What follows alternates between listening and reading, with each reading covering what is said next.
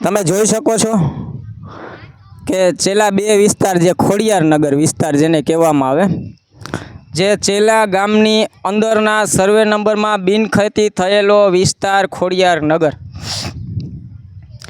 આ ખોડિયારનગરના રોડ રસ્તા તમે જોઈ શકો છો. આ જોવો તમે, આ બધી હાલત, રોડ રસ્તાની હાલત તમે જોઈ શકો છો. આ બાજુ જોવું તમે, આ હાલત. આ માણસો પોતાના ઘર આગળ ઈંટનો ભૂકો એવી વસ્તુ નાખી અને એક વ્યવસ્થા જાતે ઊભી કરવી પડે છે.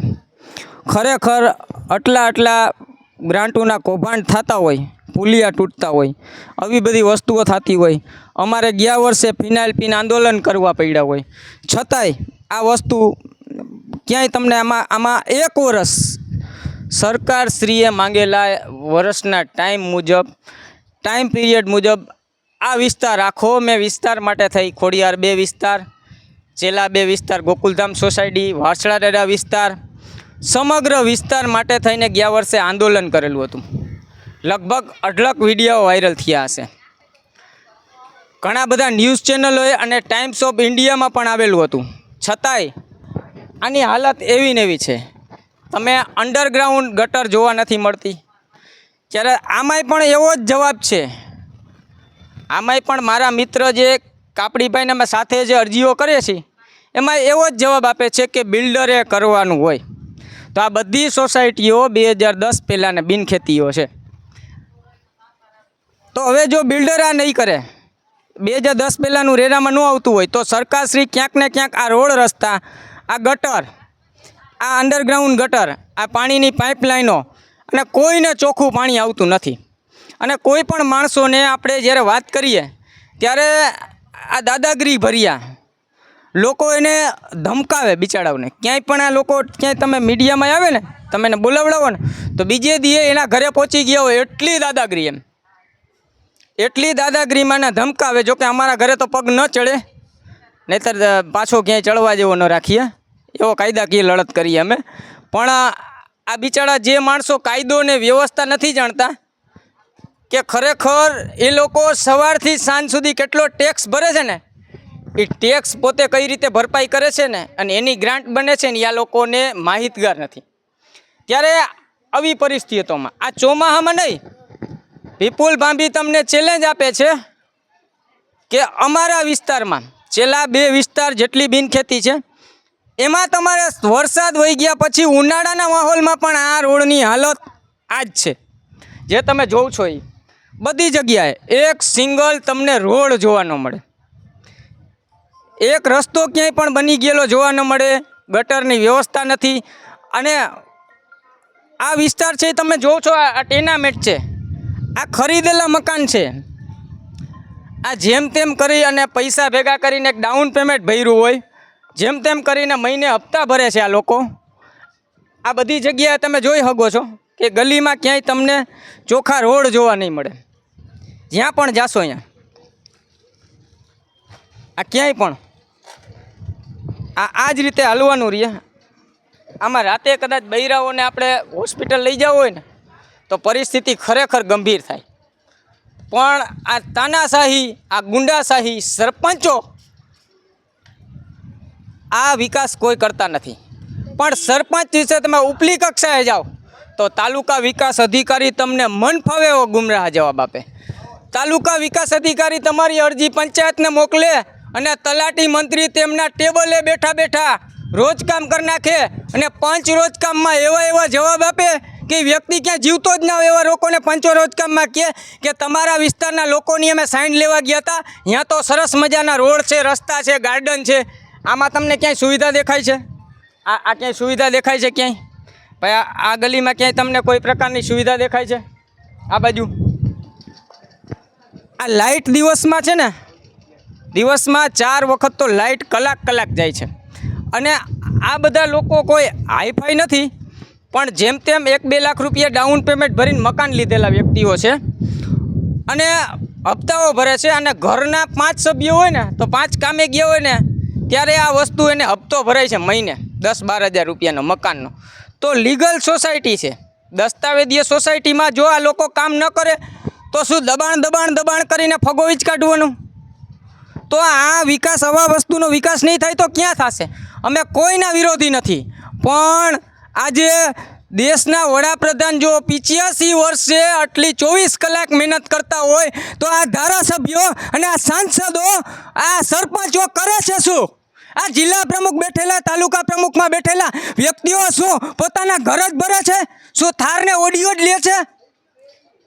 ખાવા મમનો એવો સરપંચ ગામમાં થાર લઈને ફરતો હોય અને બિચારી ભોળી પ્રજા મારા કાકાનો છોકરો, ગામનો છોકરો કરીને મત આપી દે છે, મારા નાતનો જોઈને મત આપી દે છે, પછી બસ એ વ્યક્તિઓ છે ને ખાલી ઘર જ ભરતા હોય છે. અને આ લોકો જે ટેક્સ ભરપાઈ કરતા, આ બહારના નથી, આ અહીંના છે, આ ભારતીયો છે, આના બાપદાદા મૂળ નિવાસી અહીંયા રહી ચૂકેલા છે, તમને ટેક્સ ભરીને. અને આ વિસ્તારમાં આવી રીતે આ બહારના દેશના છે કોઈ? આજ દી સુધીમાં આટલો નિકાલ ક્યાંય થયો છે? તમે સાધનામાં 2 બાળકીઓ જ બચેલી છે અને આખું પરિવાર એનું એક્સપાયર થઈ ગયું છે. સાધનામાં એક સાદિયા પરિવારમાં છે, પણ આજ દી સુધી તમે સાધનાનો નિકાલ જોયો? જામનગરના કમિશનર એનો નિકાલ તાત્કાલિક કર્યો? હજી સાધનામાં બીજા લોકો પડી આખડીને મરશે ને ત્યાં સુધી એને ઘરનું ઘર નહીં આપવામાં આવે, એને પ્રધાનમંત્રી આવાસ યોજનામાં ત્યાં સુધી મકાન નહીં આપવામાં આવે, એને કોઈ વ્યવસ્થા નહીં આવે જ્યાં સુધી બધા મરી ઠરી જાય ને. એક પણ નિર્ણય એવો મને બતાવો કે એક પણ નિર્ણય 1 કલાકની અંદર ક્યાંય લેવાઈ ગયો અને એને અમલવારી કરી હોય. સરકારી અધિકારીઓ છે ને એટલા ઓલા છે કે જવાબ એક જ, સરકારી કામ સરકારી નીતિ નિયમ મુજબ થાય. આવી નીતિ નિયમ, સરકારી નીતિ નિયમ એટલે આજે પંચનામું કરવા આવે, 2 મહિના પછી આવે, વળી પાછી જોવા આવે, વળી 2 મહિના પછી આવે, 4 ચોમાસા વહી જાય ને ત્યાં તો એક રોડની ખાલી એમાં મોરમ પડે.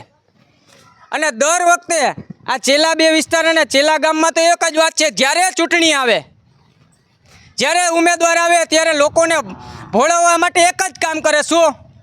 તો કે ખાલી મોરમ નાખી દેવાની.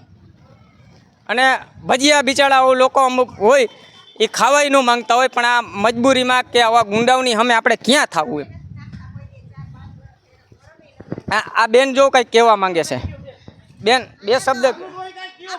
નગરમાં તો કોઈ દી મોરમે નથી નાખી, આવા ખાડા પૈરામાં હાલવું કેમ? આમાં હાલાય એવી જગ્યા નથી, એક બાજુ વાહન, એક બાજુ ઢોર, એક બાજુ માણા, આમાં હાલવું કેમ? કારખાને જવું હોય આખા ખોડિયાનગર વિસ્તારમાં તમે ક્યાંય પણ જો, ખોડિયારનગરમાં તો હાવ કોઈ સુવિધા નથી. બરોબર, મુરલીધર પાર્ક જો, ખોડિયાનગર મુરલીધર પાર્ક દરેડનું જો, ક્યાંય પણ કોઈ સુવિધા નહીં. આટલા અમે વિડીયો વાયરલ કરી, મહેનત કરી છે, પણ ચેલા ગામના તલાટી મંત્રીઓ શ્રી ક્યાંય પણ જોજો, તમને ઉલ્લેખ અત્યારે બતાવું છું, પણ વિડીયોગ્રાફી સાથે પંચરોજ કામ કરે ને તો મને કહેજો. અને આ રોડમાં તમારે ચોમાસા પછી પણ હાલવાનું, આ ખાલી પાણી નહીં હોય, આ ખાડા ખબડાવા જશે. કોઈને બોલવા દેવાની હિંમત નથી, આવવા દેતા. એ લોકો એટલા દબાવે છે, એટલા ગુંડા પ્રતિનિધિઓને ટિકિટ આપવામાં આવે છે કે જે પ્રજાની બાજુમાં નથી, પણ પ્રજાની બાજુમાં ધોકો લઈને ઊભા છે. અને જે બોલે એને યારે મારકૂટ કરવામાં, અમારા સુધી તો પહોંચવામાં બહુ તકલીફ પડે, કારણ કે અમે કાયદો અને સંવિધાનને માનીએ છીએ, એટલે અમારી પછી ફરિયાદો અઘરી થાય. બરાબર, એટલે જાગૃત પ્રજાઓ બિચારા 2-4 વ્યક્તિઓ મારા મિત્રો છે, એને ટેલિફોનિક ધમકી આવે. અરે કરો તો ખરી, ખાલી વિપુલ ભાંભીને એક ફોન, ઓરિજિનલ હોય તો એક તો ફોન કરો કે વિપુલ ભાંભીને કે ધમકી આપો. અરે અહીંયા પ્રજા હિત માટે જીવવું છે, પ્રજાના સેવક માટે જીવવું છે, અને પ્રજા માટે જન્મ લીધેલો છે, ખાલી એક ફોન કરી દઈએ. અરે એવું ના થાય, તમે બિચારા નાના માણસોને જ્યારે ધમકાવી શકો, પણ આ એક સામાજિક કાર્યકર તરીકે અમે લોકોની મદદે આવીએ છીએ, ત્યારે જો આ પરિસ્થિતિ જોજો, તાલુકા વિકાસ અધિકારીઓ રૂબરૂ આવજો. અને ગ્રામ પંચાયત ચેલાના મંત્રી વિડીયોગ્રાફી સાથે, મારી પાસે લેખ જ છે કે વિડીયોગ્રાફી સાથે આ કરજો.